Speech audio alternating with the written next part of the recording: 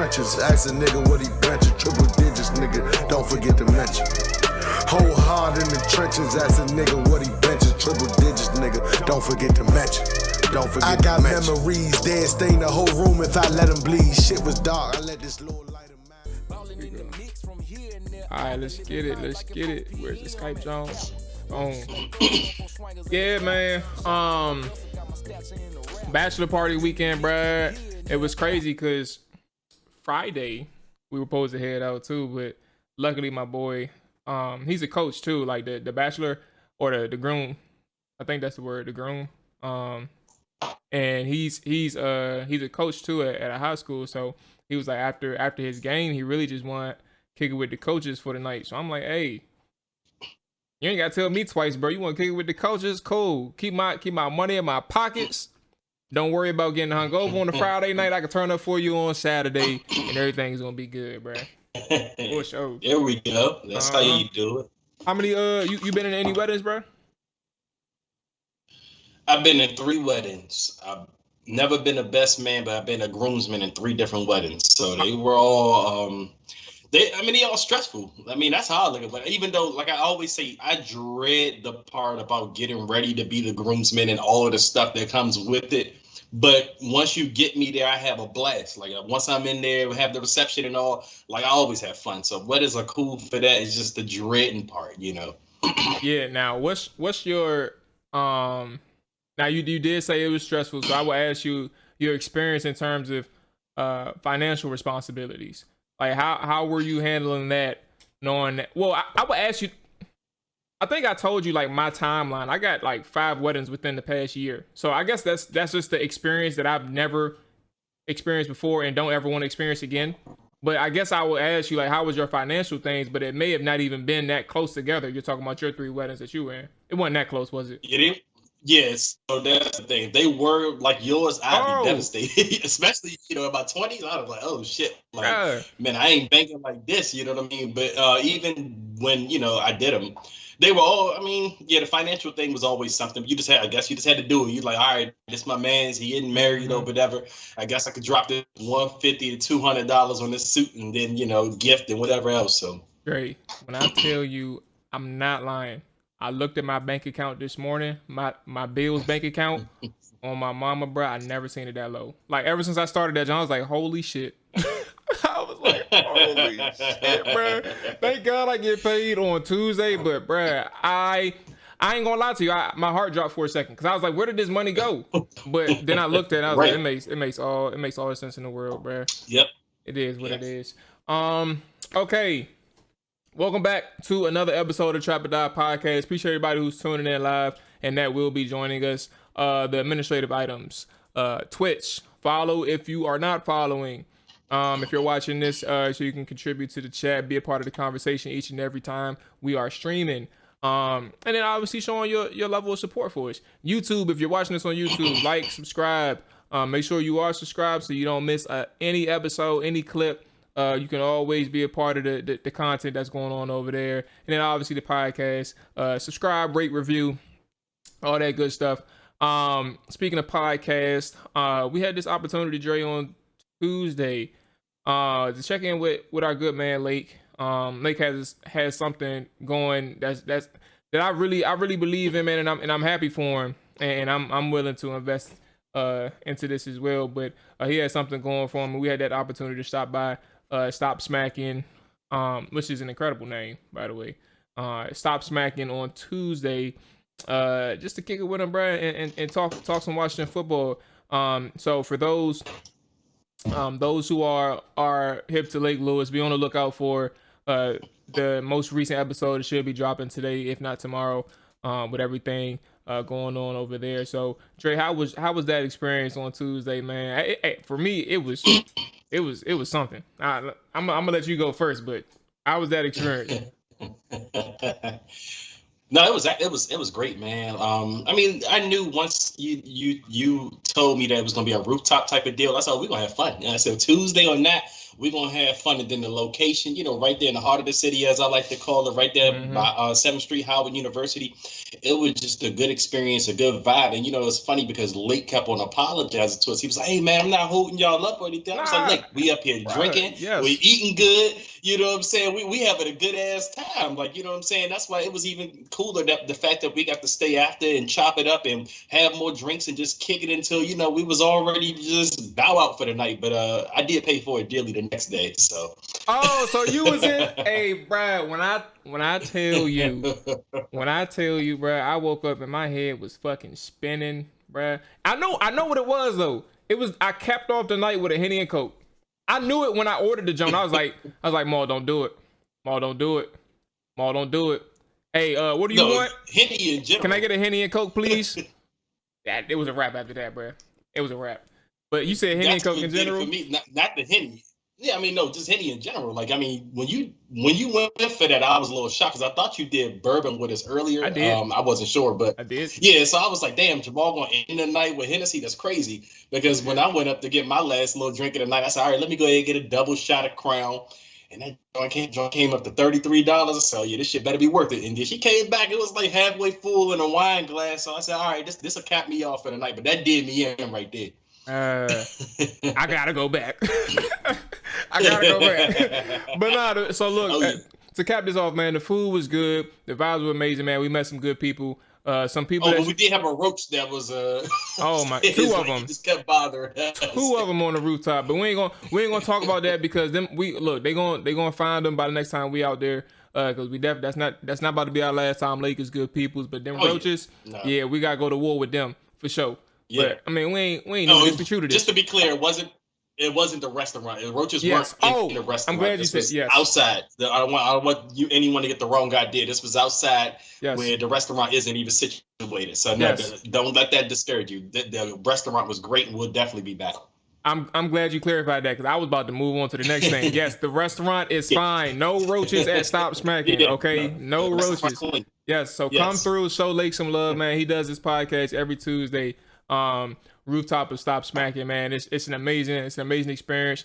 And then like I said, shout out to the people that we did meet. Donna, obviously I know Candy. She's gonna be checking in with us on Tuesday, Dre. And then Karita, who wasn't there, but she's a part of Candy's podcast and things like that. Both of them will be checking in with us on Tuesday next week, so we can chop it up with them. But plenty of people to open your eyes, man, and get outside of the normal faces that you see. Like everybody, it's a lot of people in here that's working, and you gotta make sure that you see those faces. So I'm looking forward to them on Tuesday, man. Talking to them and putting them at least on my platform. I'm not saying I'm big or anything, but just having people see their faces is pretty good, man. So sure. I'm looking forward to it. All right. So with that being said, since Tuesday, we have finalized the roster, the initial 53-man roster.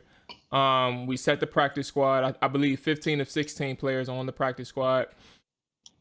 I'm gonna start off with one thing just to close the lid on it. Oh, I'm sorry. First and foremost, if you want to call into the show, I always forget this number, but 443-242-4479 if you want to come chop it up with us and get your thoughts on the Washington football team. You want to let us know where they got things right, where they got things wrong on their initial final roster. If there's some bold predictions you got coming our way, let us know. 443-242-4479. Boom. It's in the chat. Numbers in the chat. All right. So the first thing that I want to get off my chest, or actually I want to talk about, is just putting a lid on this Troy Apke situation. And it's kind of crazy that we're making a big deal out of a 6-string cornerback, but I think the important thing is the fact that we've seen him play for some time now, and the conversation isn't necessarily dealing with how good he is, because we know he's not that good on defense. The question is, like, how valuable was he to the roster, and could you have replaced him or moved on and not have suffered a significant loss? So with that being said, I'm gonna turn it to you and see, like, Even if it's not a big deal to you, like you let me know. But where are you at with this Troy Apke situation and just in general, man? Well, I know the backlash with Troy Apke comes from the fact that he's never shown that he is a capable defender. Now, that's true. Like I do not want to see Troy Apke on the field at all under any circumstances playing defense for this football team. And initially, I mean, I guess for me, I braced myself for the impact because for the last couple of weeks, I've been kind of expecting him to make the team just off of what you've heard about him and special teams and how much they value special teams.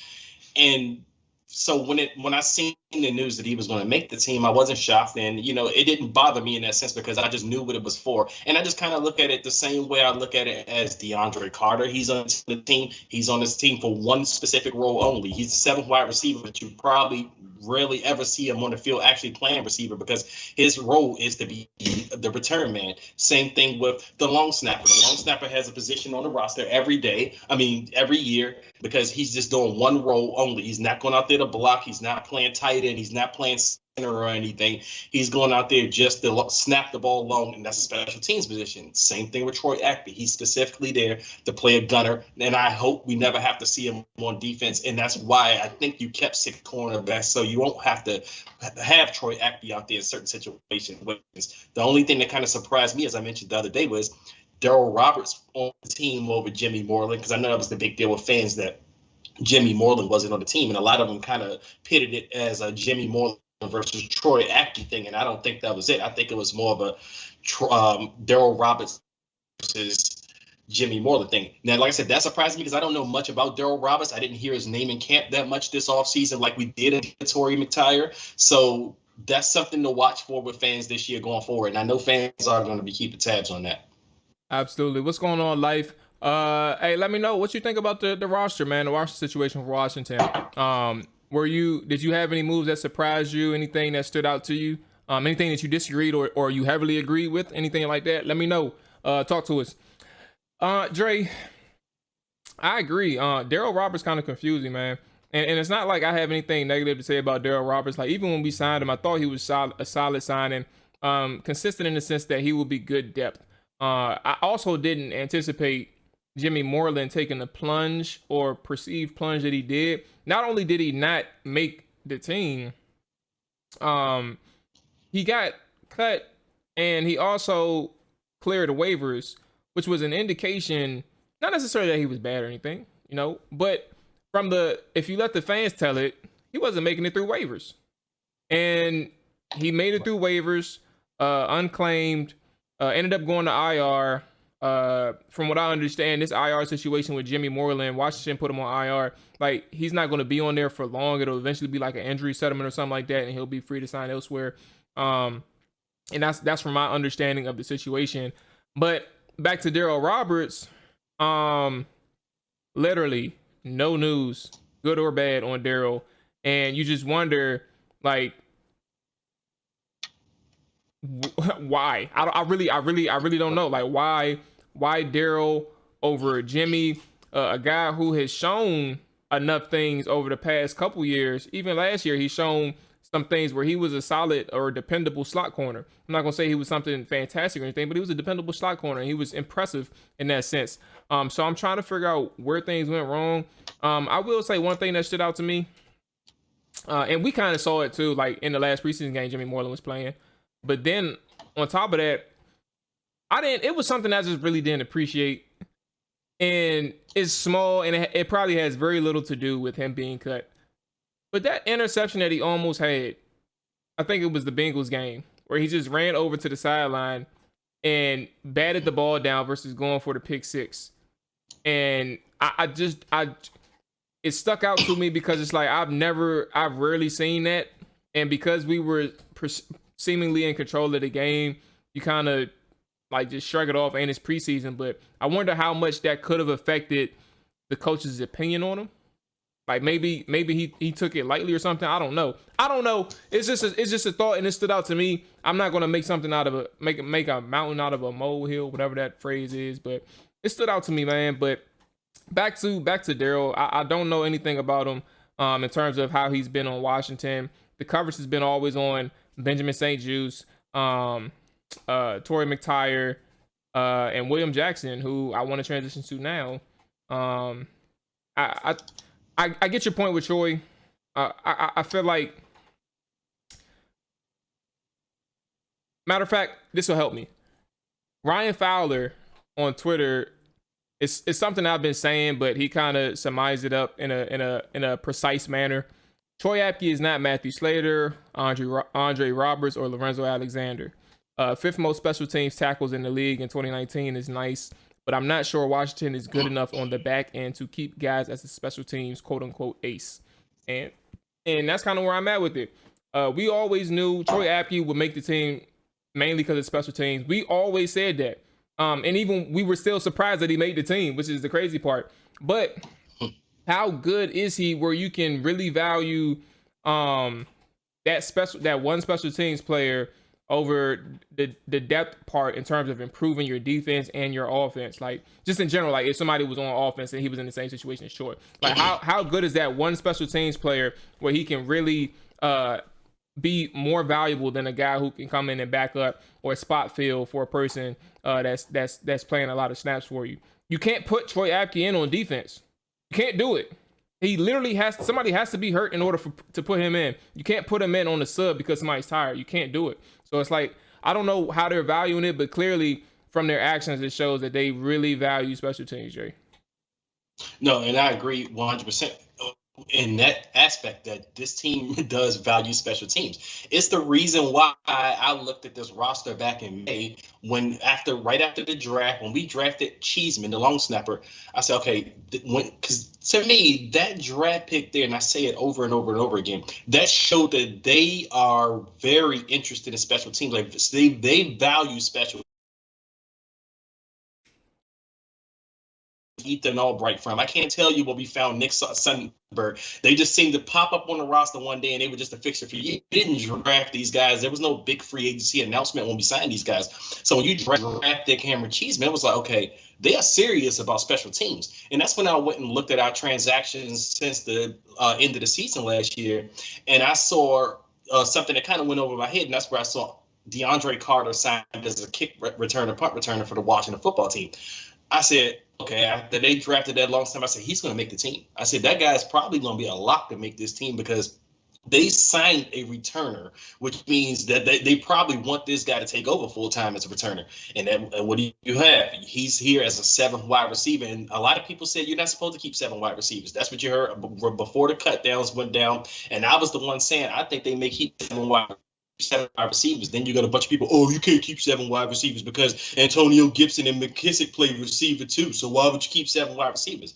Like, one of those guys are probably going to be a return specialist. What do you have? You have 3 running backs. You got 7 wide receivers, 1 guy just for returns. So that's when you come back to Troy Apke. Yeah. And like I said, while I may not agree with it, I may not agree with keeping Troy Apke. I'm with you on that, Mual. But from the team's perspective, it's not shocking at all that he's kept there as a special teams ace, in that role for special teams, just because if you look at the timeline of moves they made on special teams, they're showing that they really care about this unit and they want this unit to be a top-notch unit. So, yeah. I agree. It really just comes down to that. And I think you made a good point, a good counterpoint, or at least putting things in perspective on the offensive side too, because it's the same situation. DeAndre Carter, Troy Apke, same exact thing. They're using these guys primarily for special teams. What's going on, Washington football, man? Appreciate you checking it. Or Colin, I'm sorry.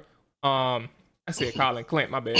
So yeah, I really think you put things in perspective, like in a fair way. And yeah, Clint. I mean, I said Clint. What's his name? DeAndre Carter is in a good situation. Troy Apke, like, if you keep making your name for yourself on a special team, only thing I would say is he has to come out, and it's not even his fault. The pressure is on him in the sense that now everybody's eyes on him because Ron Rivera has emphasized this special teams thing. Well, he better come out here and start cooking, like be that Lorenzo Alexander that we all saw. Like, I'm not gonna lie to you, he does make a lot of tackles, and he doesn't really have slip tackles in a sense. Like, he doesn't miss tackles, but it is what it is. How about this, Jamal? This is what I'll say on this. We better not see one kick or punt return for a touchdown this year with Troy Apke on the field. That's what I expect. I better not see one return for a TD with him on the team, because they're telling me, and you're saying that you have. This is Ron's words. He said other teams have to game plan for Troy Apke on special teams. If he's that good, then we should never have any returns back on us. He better be the first one down there every time, and he better not miss any tackles on special teams to justify the move. I mean, if that's the case, that's cool. And also, I want to add a bonus point to this. While DeAndre Carter has been my boy all summer, he changed his number to 1. Now, if you're wearing that number, you better ball the hell out. Yes. You better give us at least one punt or kick return for a touchdown this year, because that number 1 number, ballers wear that number. So I want to see him ball out now. Absolutely. So we have about 9 minutes until we transition to Michael Phillips from the Richmond Times-Dispatch. He will be joining us tonight to put a lid on this roster, just in general, and then also a quick preview of the Chargers game. So if you like, we probably got time for one call. 443-242-4479. The number is in the chat, but I will copy and paste it right now. Oh no, I didn't mean to do that. Copy. And then here we go. Boom. Numbers in the chat. We got about 5 minutes or so before we transition. But look, Dre, a couple things. Well, I would just say one thing now, so just to make sure that we're on track here with our timing.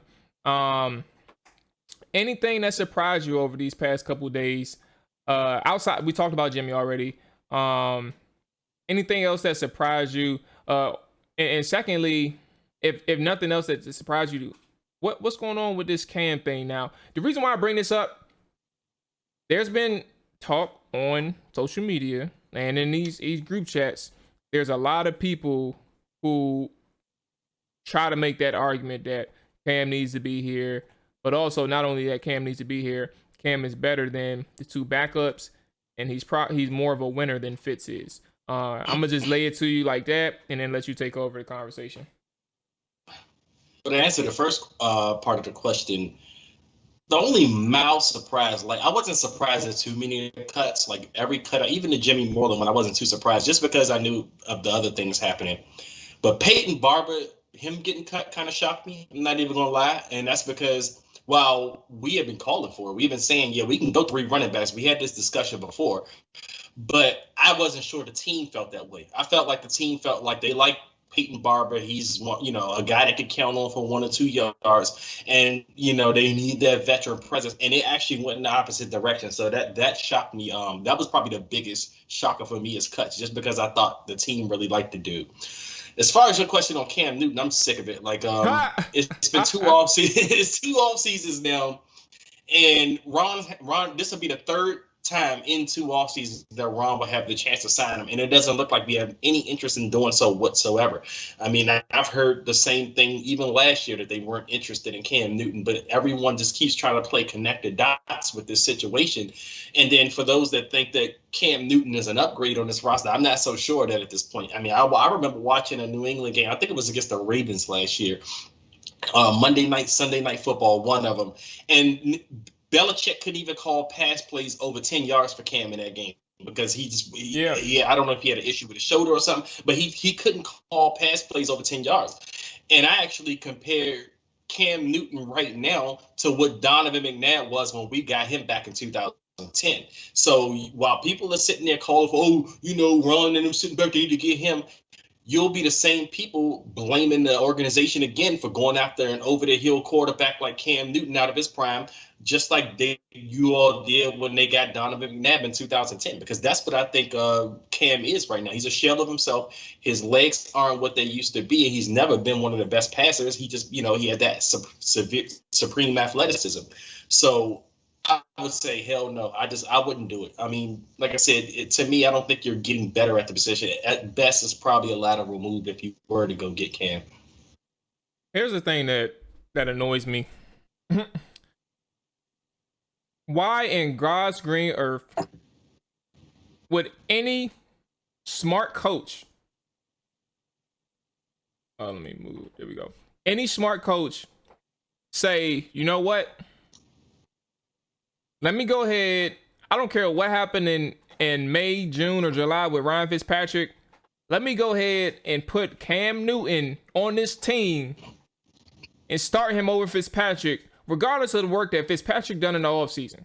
Regardless of the work that he did in the preseason and training camp. Let me go ahead and put Cam Newton on this team, regardless of all that stuff, all the chemistry that he worked towards building for this team and making sure that everybody's in the right spot, understanding what type of quarterback he is, the shots that he'll take, what he wants him to do on certain routes, what he wants him to do in certain coverages, all these type of things. You know what? I'm gonna get Cam Newton and I'm gonna make sure that he starts because he can win more now.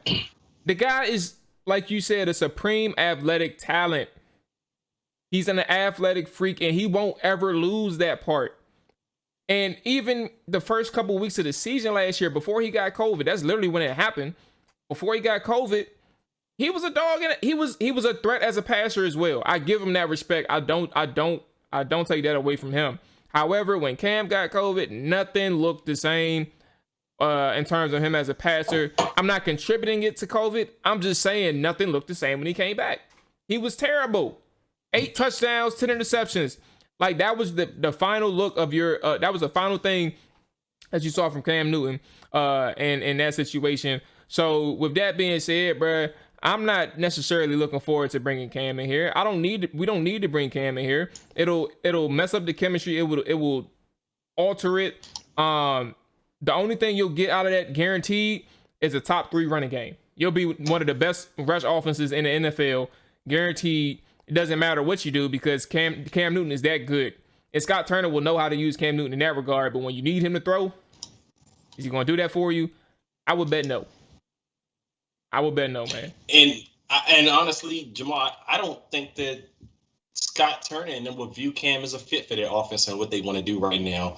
While he does Scott Turner does appear to like mobile quarterbacks, but he also likes quarterbacks that can make the simple passes as well. And everything with Cam looks like it's a fastball, and especially like I said, that's why he's always had his issues as a passer. I mean, he's always had a rocket arm. That's one thing, but you need more than that. And Cam had more than that when he was able to use his legs a lot more, but he's not the same mobile quarterback that you were used to seeing in a sense. Like, sure, he'll be the quarterback that can sneak it up the middle from 3 yards or 2 yards for the goal line. But as far as him just getting around and, beating people with his legs for 60 minutes in a game, he's not that guy anymore. So that's why I say he's lost a little bit of that. And I don't think he fits the offense as it stands right now. Scott Turner's offense, that is. Absolutely. All right. So that's it. That's perfect timing. We go ahead and transition to Michael Phillips. So ladies and gentlemen, everybody in here, we're going to take a quick ad break and be right back with Michael Phillips. And where is that one at? Boom. Okay. So we are all set. All right. Okay. So before we get started, man, Mike, how you doing, boss? Everything good with you today? It looks like you on a walk right now.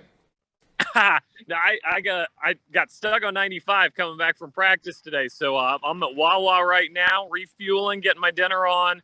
Thought I'd be home by now, but you know what? That happens sometimes when you're living the 95 life. All right, well, hold on. You getting your dinner on? Let me ask you, because Wawa has some sneaky things to eat over there. Are you getting something from Wawa? Are you getting a sub from Wawa? Yeah, just getting a turkey sub. I'm pretty bored. It had to be a sub. Okay. So like I'm a fan of their the croissant sandwiches and then their cappuccinos, like the French vanilla cappuccinos, man. If I had to indulge in something that I know, even though I know I'm lactose intolerant, that's what it is. I go for the cappuccinos all day. I'll hit breakfast anywhere, anytime. You tell me where to be for breakfast, I'm there.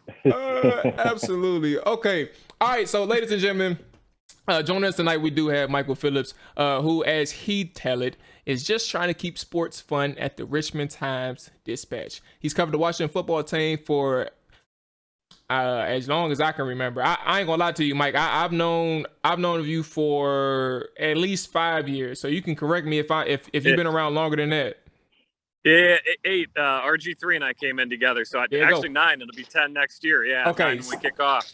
Okay, so he's covered the Washington football team 9 years, going on 9 years. As we already checked in, man, you're doing pretty good. How has your day been at the very least? How has your week been? I know it's been pretty hectic in the sense of your job, obviously. Just trying to make sure you cover all your bases in the roster situations and things like that, potential situations. How's your day and how's your week been? Yeah, cut day's always wild, of course. Got the roster though, and it was fun. Great weather, fun being out at practice today. Got to talk to Ryan Fitzpatrick afterward. He's optimistic about the season. This is a good time of year, man. Everybody always feels good. Like if people don't feel good about the season right now, like this thing's about to go off the rails. Like that only happened once. That was that last Jay Gruden year. Is like, oh, everybody just knows we're going off the rails, and there's nothing you can do to stop it. But most seasons, everybody feels good, and everybody feels good about this one, and I think they're right to be. Absolutely. Now let me ask you this, because I feel like the best thing about the beat reporters and the people that's actually reporting on a daily basis at the camps, at the practices, at the games, it's your job to be as level-headed as possible, just so you can report your truth. How is the perception of the team from the eyes of the media, people like you, and people like the people that your coworkers and stuff like that? How is the perception of the team, in your opinion? Yeah, you could sell me on this being a 10-win team, and you could sell me on this being a 6-win team. I think there's a lot of unknowns going into this year. I think, look, the collection of talent is there. I think everybody's really excited. I mean, even you go down the list, like obviously everybody, there's your top line guys, but Logan Thomas, he makes a big stride forward this year. I mean, Terry McLaurin can make another step forward this year. I think there's a lot of talent across the board. Shoot, Charles Leno has looked good at left tackle. Everybody's looking good. What do we say, though? It's the depth. If Fitzpatrick goes down, they're toast. If Logan Thomas goes down, they're toast at tight end. They haven't really built up that depth and that kind of full top to bottom program yet. And then on defense, you say, okay, well, Jamin Davis hasn't been looking great. You're hoping he makes a step forward. And then at cornerback, I think Landon Collins, I don't know if we'll talk about this or not. I think Landon Collins is in for a big year, but it's reasonable to say, what if he doesn't? So this is really one of the more fascinating seasons I can remember. Look, I think they're the best team in the NFC East, especially with Dak hurt. But, as with any team that's not great, it could go off the rails. Absolutely. So since we were on a depth conversation, I guess I'll knock this question out right now. If you had to give a grade on Washington's depth to this point, what grade would you give it? And why? Obviously, we know you said it was a concern, but what official grade would you give it, and why would you give it that grade? Yeah, I'm going to give it a D, but I also think it's deliberately that way. Ron Rivera could have made splashier free agent signings. They have the salary cap space. They certainly have the draft capital to go trade and get somebody, or to trade up, get a quarterback, spend big money on somebody. They could have done those things. I think Ron Rivera views it as a team that's 1 year away. And that's why he chose not to. Not to say they can't be something this year, but I think turning the corner into 22, that's when you're going to see him start pushing the chips towards the middle of the table, start to say, hey, this is our time. Who do we need to go get? We'll go pay how much we need to pay to get them. It's showtime here. I feel like it wasn't quite that. And so what you can do is you can try a lot of the young kids. You can try a lot of the new guys. Torrey McTyer, Darryl Roberts at cornerback. If you were going into a make or break season or a Super Bowl season, you're not signing Torrey McTyer and saying, we trust you to play cornerback and lock guys down. But hey, in this season where I think you're hoping to just stay above 500, tread water, maybe slide into that NFC East title again. What a great time to learn what you've got. And they did it last year. You found out J.D. McKissick, pretty good. Logan Thomas, pretty good. They made some finds last year. Cam Curl, certainly a great find coming out of the draft last year. So I trust this talent evaluation group when they grab these young guys, these unknown guys. I think they know what they're doing. Mike. So, ladies and gentlemen, if you have a question for Mike, go ahead, shoot it in the chat, and I'll be sure to ask him for you all. Go ahead, get that out the way. Here's my thing. And I want to get your opinion on this, because you made a good point. You said the fact that obviously you think it was intentional in the sense that Ron is going to he may test some things out this year and go for things in 2022.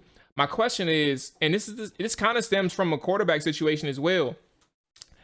How, if you kind of keep pushing things back back, and just hoping, that year is going to be your year, but we're not going to worry about it right now, eventually you're going to get yourself in trouble. And you have that, the risk becomes higher and higher and higher. I'm nervous because I like Ron and I like how he's structuring things. I like what he's forming in this organization and how he's building things. But I'm nervous in the sense that he may run out of time. Where are you at with that?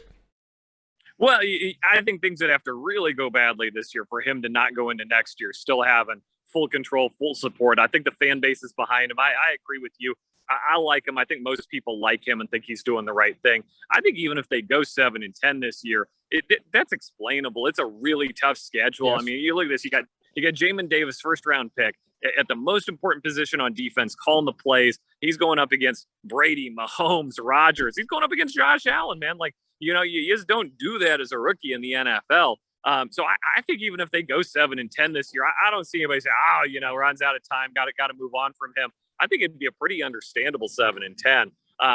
That said, next year's I don't think next year's going to be that way. You certainly look at the way these defensive line contracts are set up. Next year, you'll have all of those guys, Chase Young, Montez Sweat, Daron Payne, Jonathan Allen. Might be the last year you have them all together. And yeah, you nailed it. Same way that you take advantage of rookie contracts at quarterback, you want that defensive line to do something big and awesome and win something big while they're all together, because you want to see everything they can be when they're at their best. Absolutely. All right. So quick thing about the roster. Obviously, you said the roster cuts is. It came and went, and it was pretty tough. For everybody. I'm sure that's reporting and working these things. In your opinion, where did they get it right? Where did they get it wrong? Just in terms of the initial 53-man roster. Well, I didn't think they'd move on from Peyton Barber. That surprised me, but I'm going to chalk that up in the they got it right category. I think it was right to give Jarrett Patterson a spot on the 53. I love what he's brought to the table so far. Great energy. The teammates love him.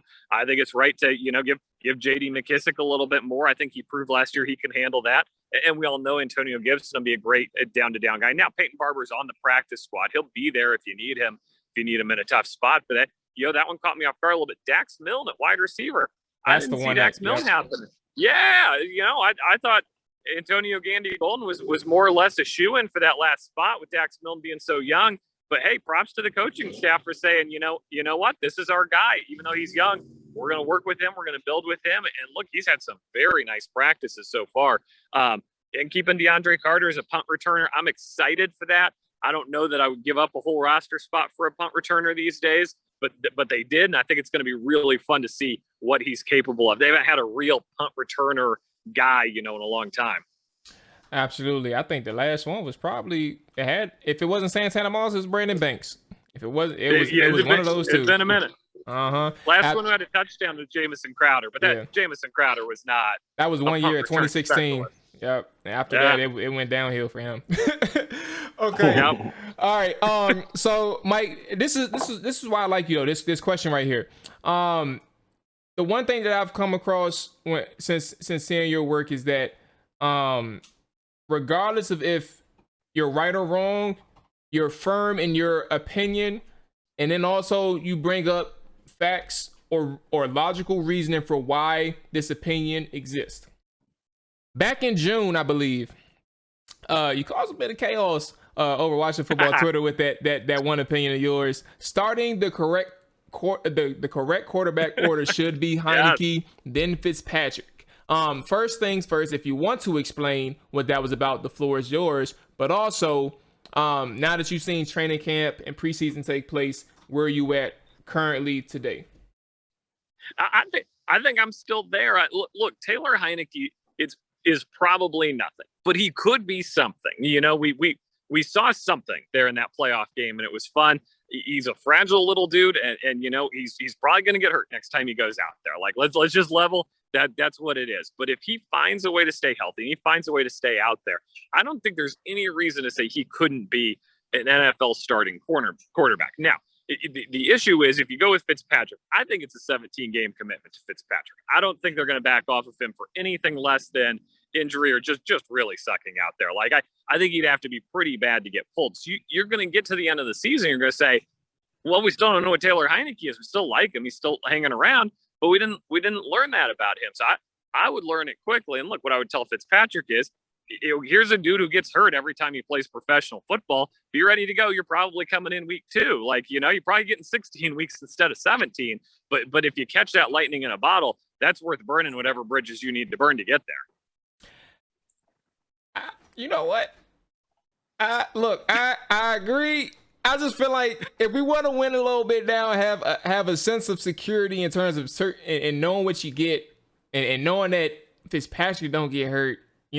I feel like Fitzpatrick he's not missing games because he gets injured. He misses games because he's getting benched.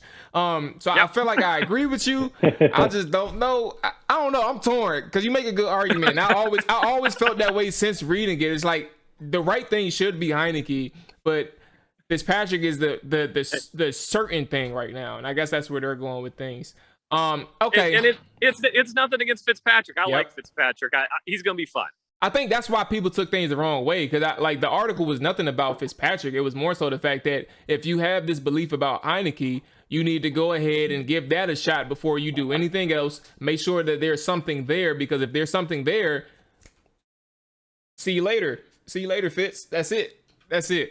Okay. All right. So I'm gonna ask you this question, Dre, and then I'm gonna turn it to you, Mike, to finish this question off. So I've asked a few people this question, but I feel like it's still pertinent till today. Excluding Chase Young and Brandon Sheriff, is there anybody on the Washington football roster who can be or has the potential to be top 5 at their position group in 2021? Dre, I'm gonna let you take the first stab at it, and Mike, you let us know where you're at. That's a good one. I'm gonna go with Jonathan Allen. I think Jonathan Allen could be the guy that because I think he's on the cusp right now. If we're talking about top 5, he had a great season last year that a lot of fans kind of overlooked for whatever reason, but that's the reason why they paid him. I mean, it's not just because he's great leadership and he's great in the locker room, but Jonathan Allen, his play on the field ultimately determined why he got paid. I mean, the guy was a beast, man. If you watch closely some of the things he was doing to those offensive linemen, some of his pass rush moves, a lot of guys have charted that. I think he had an excellent season. He arguably was the best DL on the team last year. So if we're talking about a guy that outside of the Sheriff and Chase Young that can enter top 5 of their position group this year, I think it's Jonathan Allen you're talking about. Mike, where you at? I think that's a great pick. I'll pick Daron Payne too, because look, I think people sleep on how good he is, because it's not a stat-based role, stuffing up the middle so that everybody else can go to work and that everybody else can eat. But he does it really well. He clogs up the middle. He takes on the double teams.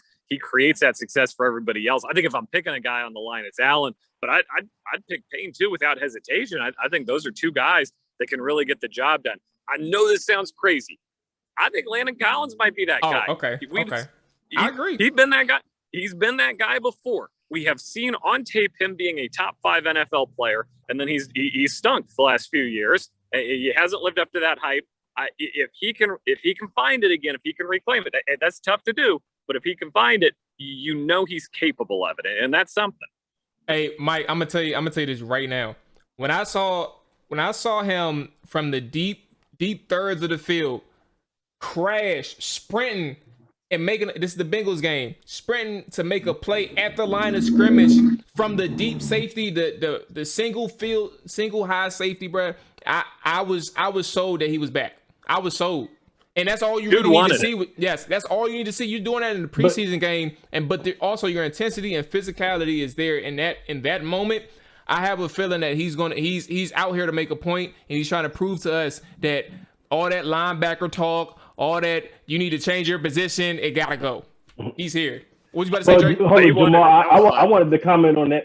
I wanted to comment on Landon Collins as well. That's actually a great pick, because even before his injury last year, it looked like he finally started to find his role in what this defensive staff wanted him to do. Like, I mean, he played under Greg Minuski, who everyone kind of always laments that Greg Minuski played guys out of position.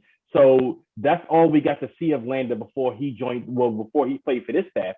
So it was that Cowboys game right when he got hurt. And I thought, damn, this looks like a different Landon. So maybe that's when the coaching staff realized this is how we'll use this guy, and this is how he'll be most effective. And maybe that's when Landon was starting to embrace it right before he got hurt.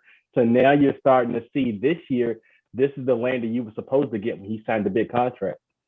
Great point. So one quick house cleaning item. since you're here, and then we'll transition to the next question. What's going on with Curtis Samuel and William Jackson? We know that they're not practicing for real, but what are you observing, and what conclusion are you coming towards now that the season is actually here now? Well, there's a lot more optimism around William Jackson. I think everybody thinks he's going to get back. He's going to play week 1. That won't be an issue. So it sounds like everybody's good there. This Curtis Samuel thing, man, I'm smashing the panic button here. This isn't good. They did a game week practice today. You know, they got the 53. They're practicing for the Chargers. We were told, he'll come back when it's time. He'll come back when it's game week. It's game week, man. It's go time. He still wasn't there. And Ron says they're going to ease him in next week. You don't ease a guy in over the course of a week and then he goes out and gets 5 catches for 100 yards. That is not how that works in the NFL. I don't know. I'm very pessimistic. We're going to see him in an impactful role, certainly in week 1. You just hoping, and man, that's a tricky injury. Those, the groin, the hammy, those kinds of muscle injuries can really linger with a guy. You're hoping that's not the case. You're hoping this isn't like a Deshaun Jackson situation where he just never gets it right. That, take the time, get it right, and then come back and be productive. I don't know. I'm not optimistic. We see a lot of him week 1. Yeah, I was reading the transcript earlier today, and there was a lot of questions about Curtis, rightfully so, and that man Rivera, he came across as non-concerned and just pushing that narrative that he's getting at the agility work and he's looking a little bit quicker and faster and things like that. And you kind of think that's good news until you realize that the media people are saying that he's still working off on the side. And I don't know. I wish the best. All-star of the side field. Absolutely. All-star on the side field. Okay.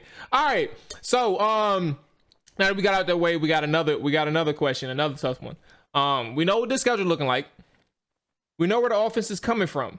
The defense, top 5, second in the NFL last year. The offense, bottom 5, 27th, 28th in the NFL last year. Knowing what you know now, Mike, if you had, and Dre, I'm gonna ask you after Mike goes, knowing what you know now, and you had to make a bet, it's not both, it's not none, it's one or the other, that Washington's defense will finish top 5 in the NFL, or that Washington's offense would finish top 16 this year. Which bet would you make? I love this bet because I think it's really even both ways. I could see it going either way. I'm a gambler, man. I do these things. You got the right line drawn up there. I'm gonna give me the offense, and I think just because of Ryan Fitzpatrick's style, I think because of the way he slings the ball around. Look, the Ryan Fitzpatrick experience, you're gonna have some 3 touchdown, 3 interception games. It's gonna be wild. It's gonna be all over the place, but it's gonna be fun. I saw his line for yardage on the year was like 4,000 yards. And I thought, man, that's almost 200 a game. He's going to get 200 passing yards a game. But they're going to let him fling around. That's the best for the team. This could all go terribly wrong. But I think he could beat expectations too. It's not a top 5 offense. It's not even close to that. He's not in that top tier. But if things are humming, he's going to have a few 300-yard games. He's going to get the job done. Where you at? I'm going to go with same thing with Mike. I'm going with the offense, and more so because of the collection of quarterbacks we play this year for the defense, and that's it's expecting a lot of the defense to be top 5 when you're playing against Patrick Mahomes, Josh Allen, Herbert week 1, and many more of those guys. We have a hell of a schedule, and a lot of them are because we're playing great quarterbacks. So, and it's not necessarily a knock on the defense because of that. It's just, that's just what it is. Hard to stop a great offense. So I'm going to go with the offense as well, top 16, because as Michael said, we have a quarterback this year that I think is better than the collection of quarterbacks we had last year. You'll get to see Scott Turner maybe get the flourish and make a name for himself as the offensive coordinator this year with Ryan Fitzpatrick, and also the weapons you have. Even without Curtis Samuel, your top 3 wide receivers this year, the top 3 will go into game 1, which is Diami, Terry, and Adam Humphries. That's better than Inman and Cam Sims and Terry McLaurin, in my opinion. So I think you'll see. If I had to make a bet, I would go top 16 offense. Huge upgrade at receiver. Now, since we got a little time, I'll ask this one question. Bring it. Curtis Samuel. I'll put it this way. This will be a better phrase question. So there was a lot of hoopla, right? This is earned. Terry McLaurin did not make the top 100. the NFL players list, the one that everybody votes on. He did not make the top 100. But not only did he not make the top 100, there's always a cut where they show the honorable mentions. So that's like 101 through 110. He didn't make that. So he was not voted amongst the 110 best players in the NFL. Out of all the complaints from Washington football Twitter, nobody said Curtis Samuel should have been in the top 100. Nobody ever said that Curtis Samuel should be in the top 100. My question that I'm going to this is, it was always a highlight that Curtis Samuel was in here and he was going to make the offense more dynamic. How much better is this receiving core? And we're only talking about one player being a top 20 receiver in NFL, which top 20 is automatically, that's among the best in the NFL. But there's never been a mention of Curtis Samuel being up there from the fan base, from the media. Like they're not talking about him. They're talking about Terry McLaurin. So how good is this receiving core? Just adding obviously De'Ami Brown, who's a rookie. I'm just not necessarily invested deeply until we see him on the field. We only have Curtis Samuel and Terry McLaurin. How much better is this receiving core that Ryan Fitzpatrick has in the Washington football team? Is it really that good in terms of like a top 5 unit or anything? I don't know. I had to do some thinking about that, and it dawned on me when we talked about the top 100. Nobody ever mentioned Curtis Samuel. They both could have been in there. Yeah, Samuel had a great year last year. Maybe that's Carolina Twitter's problem, that getting him in the top 100. It's our problem next year. Start the campaign now. Get them both in. That's a good point. Dre, how do you feel about that one? For me, even last year, you probably had a bottom somewhere after 28 in receiver rankings. So even if Curtis Samuel is not a top 100 player or top 20 wide receiver, you still significantly upgraded there. And he's a guy that you can use all over the field. You can run him out of the backfield, and he's pretty much a gadget player, but he can do much more than that. He's a deep ball threat as well. So for me, they're definitely probably not top 5 yet. You can't say that yet because we haven't seen the group as a whole. Now there's some potential and there's some names there. But I think that you could possibly talk about these guys entering the top 10 at some point this season. But even if they're top 15 right now, that's a significant upgrade on this team because they were nowhere near top 15 last year. Absolutely. And the best part of being a host, man, is you can create these challenging questions and not necessarily be married to either side. Okay, I love it. All right, so we're gonna close out with this, and then obviously let you plug everything that you got going on, Mike, because you've been gracious with your time, and I'm sure your food is getting cold, so we'll be quick with this one. I'm already eating. I'm good. Don't perfect. worry. We're doing this on a full Love it. stop. So, that's why you're getting the hottest takes, because I'm full and ready to go. I love it. So everybody who's tuning in will be on with Mike for 2 more hours. Don't worry, he has time. But okay, so the last question though for you, Mike. Los Angeles Chargers come into town September 12th, 1 p.m. to face Washington. How do you see this, at least this today, how do you see this matchup playing out in your head? I like Washington's chances in this one just because of this offensive X factor. Anytime you get the first game of anything, it's always tough for the other team to come around on it. I think, not that Justin Herbert's like this great veteran that everybody knows everything about, but you know what he's going to do generally, and you know how to contain him generally. I think you have the pieces to do that. And certainly with the defensive pass rush, you're going to give him a good challenge early, keep him honest. Whereas on the Washington side, if you can give Fitzpatrick the time to throw, I think, especially the element of surprise, first time seeing this offense, first time seeing him and Humphreys, but he's got a great rapport already with Humphreys. He's got a great rapport with Terry. We see in training camp. He loves Logan, man. Logan Thomas is going to have a season. Pick him up in all fantasy football formats across the board. As long as he stays healthy, he's going to be just an absolute stud. To me, I think that is a big differentiating factor here. As the season goes on, teams are going to learn how to contain Ryan Fitzpatrick and what to do. But, this offense with him in it, a lot of unknowns in the first week. I always like betting on the unknowns in week 1. Okay. All right. Has practices changed in any, because I know you said it's the beginning of prep for Los Angeles. Has there been any noticeable changes from the training camp practices to now, or anything that you may take scenes? Sure. So, training camp, you're working on general concepts, you're doing general drills, and now they are working on the playbook. So they are installing the plays. They're going through the game plan, the way they'll attack. Here's an interesting quirk for you. Today it was not only practice for the Chargers, but you remember they got that Thursday game in week 2 against the Giants. Yes. You get the short week right out of the gate. So they're using this week here to help get ready for the Giants too. So they can be ready to go for that game as well. So kind of nice to have the early Thursday game where you can pick up a little prep in advance. But it's very focused. This is a focused business-like approach here. They sense that they can go get this thing and they want to start 2-0. So I wonder, I would imagine, because that's a good point. So they're not really, is the intense, and the practice isn't really intense as it would be in training camp, huh? That's correct. Yeah, Okay. The training camp practices, you go hit guys, you go in your roster spots, you go all out. It's much more technical and methodical now. Yeah. Okay. Hey, man, Mike, you've been great, and I definitely appreciate you.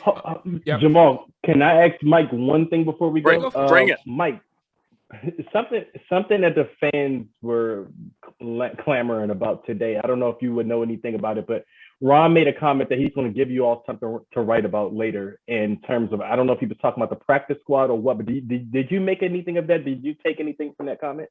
He was talking about the practice squad. Yeah, they brought in 3 tryout guys today. And I think at least a couple of them were quarterbacks, and everybody loves a practice squad quarterback. Okay. So I last I checked, they hadn't actually signed any of them yet. They're just doing the tryouts, doing their due diligence. But I'll bet that drops tomorrow, and we all get to lose our minds over a practice squad quarterback. Great way to spend a Friday. Right. One last thing, I promise. Is Jimmy Moreland, yes or no? Is he done in DC? Is he done? Or Yeah. Okay. Yeah, he's done in DC. They're shopping him around other teams. Yep. Okay. His agent is. Okay. All right. Like I said, man, Mike, you've been great, and I appreciate your time and definitely your willingness to come off vacation and chop it up with the Trap or Die podcast, man. I truly appreciate it. And looking forward to your work and everything that you got going on, boss. So let the people know where they can find you, where they can read you and hear from you, boss, man. Yeah, man. Richmond.com is the place to be. Great stuff every day. And we got our college football teams already humming. We got Virginia Tech tomorrow night against North Carolina. I'm fired up for that one. That's going to be a good one. We'll be all over that one too. Get that season rolling. Yeah. Michael PRTD on Twitter. I had a great time chopping up with you guys. This was a lot of fun. Absolutely, man. Look, first Yes, and foremost, sir. Virginia Tech +6. I took it already. I bet it yesterday. I'm looking forward to this. Oh, wow. He's on it. Yes, Early Tech line. +6. Yes, absolutely. I'm not wasting no time with college sports, man. I do it. I'm starting to do them a little bit early versus waiting till the day of. So yes, Virginia Tech +6.